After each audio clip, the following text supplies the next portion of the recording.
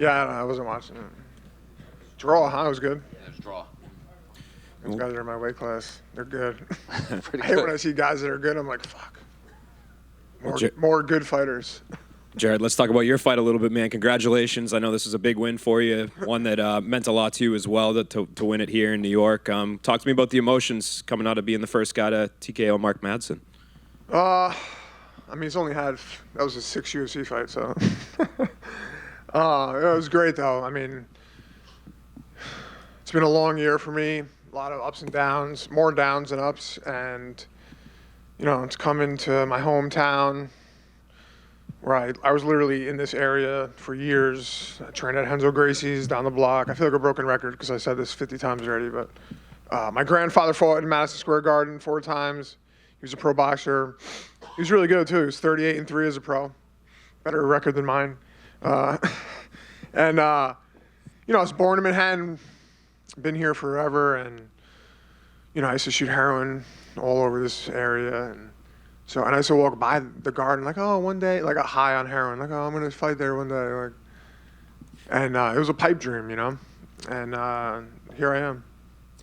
How do you channel all those emotions? I think a lot of times when people compete at home, it's like, oh, you know, I used to like to watch the Rangers play, but for you, you have the family ties, you have the addiction ties that you just mentioned. How do you channel all that on a fight week and get it done like you did?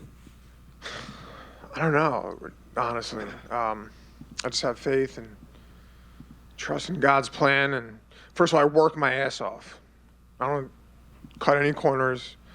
I'm in the gym every day, never miss practices. I do everything. I torture myself on my own. So, and I do what I know I do what I'm not good at as much as possible. So I know that, you know, I won't have any weak areas. And I've been doing this for a while. I have a lot of fights, and you know, I'm a little older now. I'm not 23 anymore. So hard work, consistency, and faith, and that's how I get it done.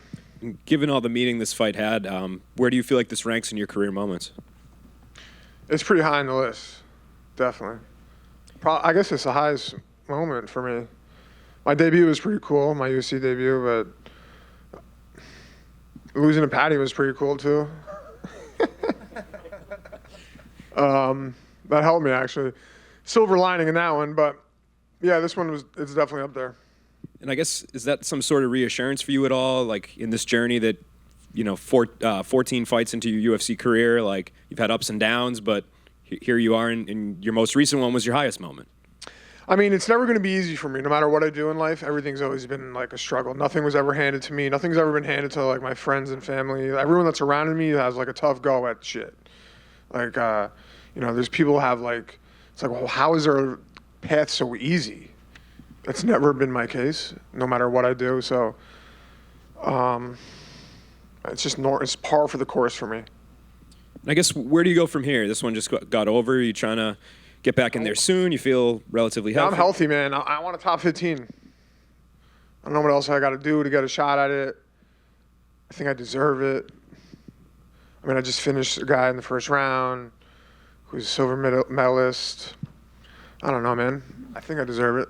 Is the Paddy rematch on your brain at all? Dude, I was beating Bobby Green. He's ranked now. I was beating him, and then he like blatantly headbutt me. And I'm not like, I'm not saying he did it on purpose. And I'm happy for him, man. The guy also has had so many ups and downs.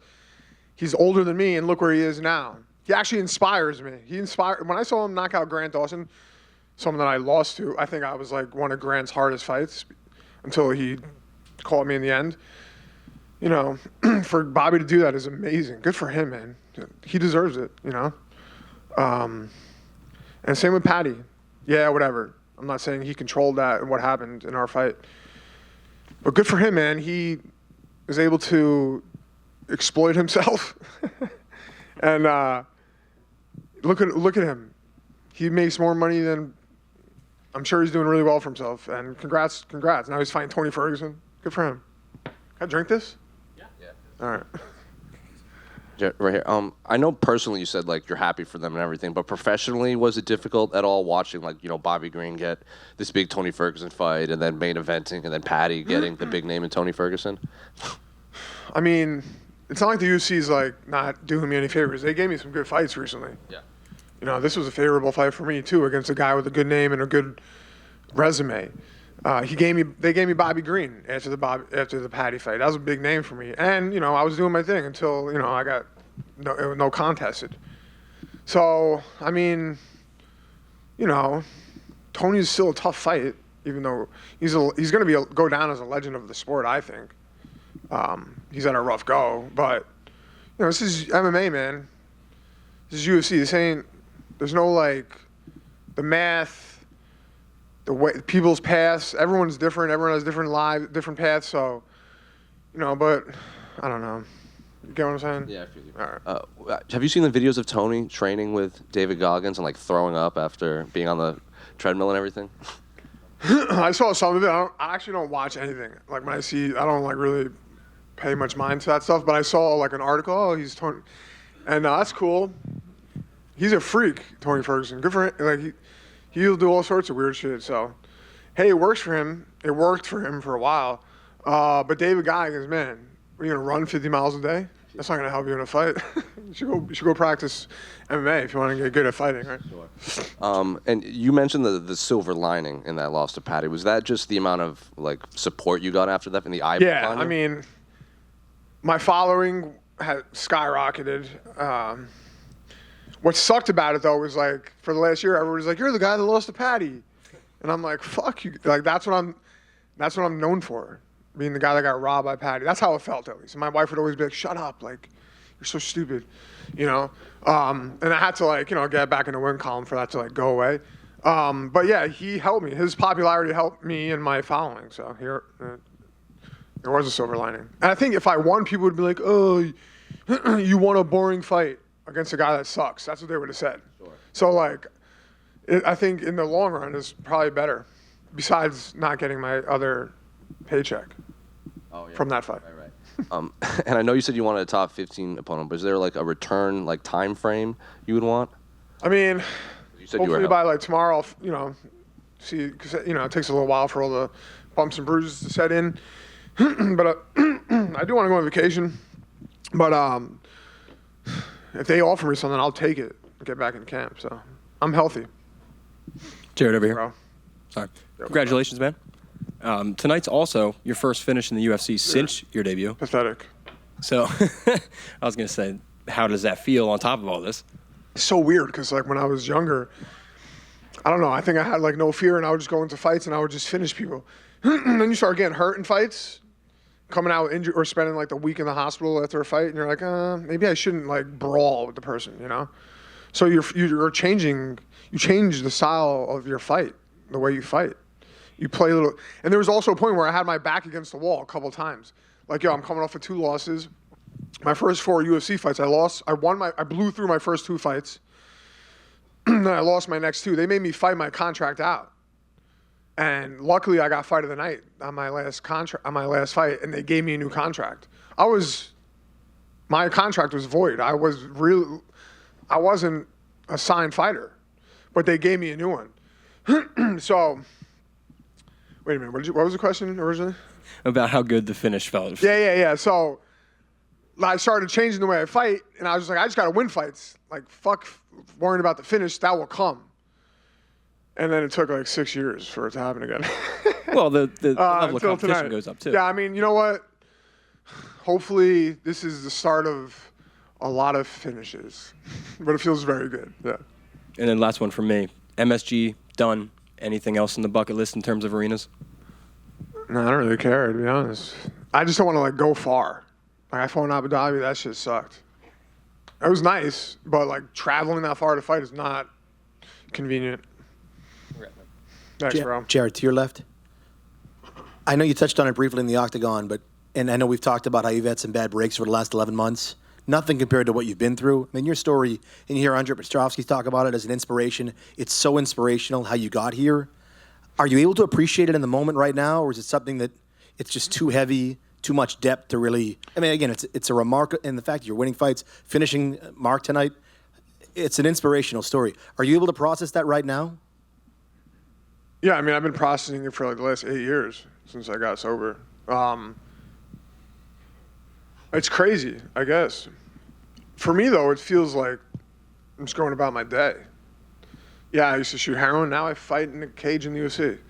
So it's kind of just like I'm an extremist with everything. If I'm gonna be a criminal and a drug addict, I'm gonna do drugs the best way I can, and that's with a needle. If I'm gonna fight, I'm gonna fight in the UFC. I don't want to fight in some fucking regional bullshit. So if I'm doing something positive or negative, I'm going as hard as I can in either direction. Luckily, I'm on a positive note now. Absolutely. At your lowest point, I mean, I know you couldn't really fight in New York for so long because of the regulations. So it's your first win in New York, and you did it at MSG, which is remarkable. At your lowest point, did you ever think this could happen? Yeah. I never really thought anything was impossible. And people always say to me, like, how'd you go from that to that? And I'm like, I don't know. I just put one foot in front of the other, had a little faith, and worked hard, right? I mean, it's amazing what we can do if we just are consistent and work hard. That's it. And have a faith. Congratulations. Thank you, bro. Hey, Jared, given the history that you have here, did you walk a certain way here? Did you take the subway? Did you pass by certain places that you Oh, yeah, of course. Yeah. I mean, I was at Henzo's, the gym I used to train at, it's 2 blocks away.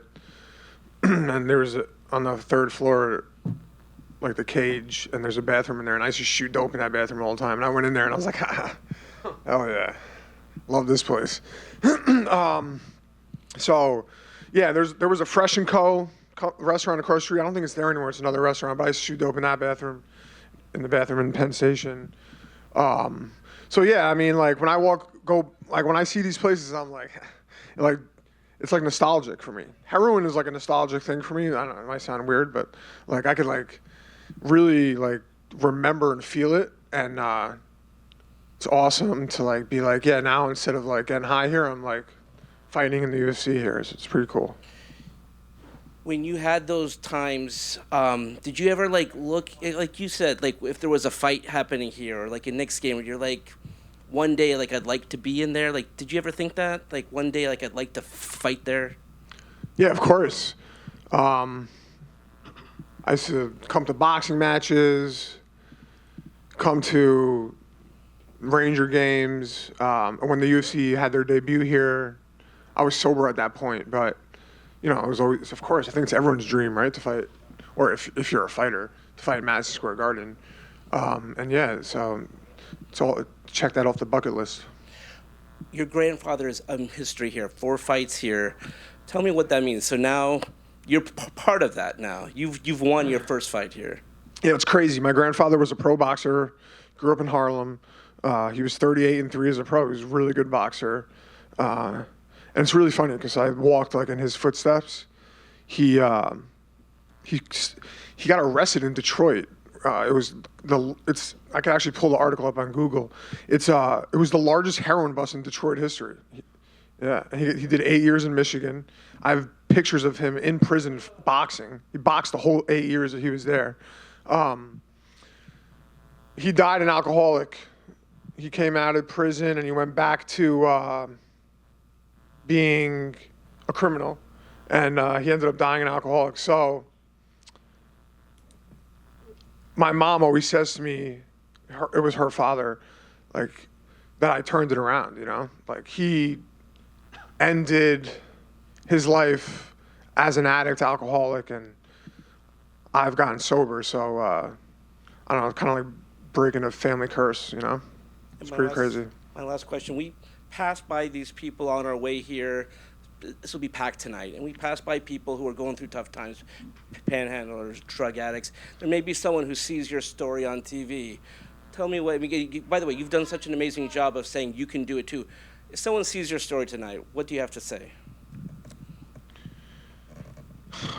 There's always a way out, No matter how far down the hole you are, you could turn it around. But you just need to have faith in a higher power and take some suggestions from some people. And if you're sick, get some professional help. That's how it goes. Yeah. Thank you so much. No problem. That's it. I have one question as well. Okay. Are you surprised that it was over so fast? I hit him with that right hand, and like he fell back, and I was like, "Whoa, it's pretty cool." Am I surprised? No. 4-ounce gloves, large men hitting each other in the head. It happens fairly easily, actually. If you punch me in the head or in the jaw right now, you could knock me out. So I'm not really surprised. And how is Mark different from other opponents? He wasn't really too different. I think I've fought other opponents who are, well, I know I fought other opponents who are more experienced and I guess better. But I heard this week they were like with over 3,000 wrestling matches, and I was like, holy shit, 3,000 wrestling matches. Like, I didn't have one wrestling match in my life. I just had a couple of MMA fights. So I was like, how am I going to catch up to this guy? But I put the work in, and I've been fighting since I'm 17. I'm 35 now, so I got some experience. And do you have any advice for him now? Take your time. Don't make any rash decisions. But the man he's a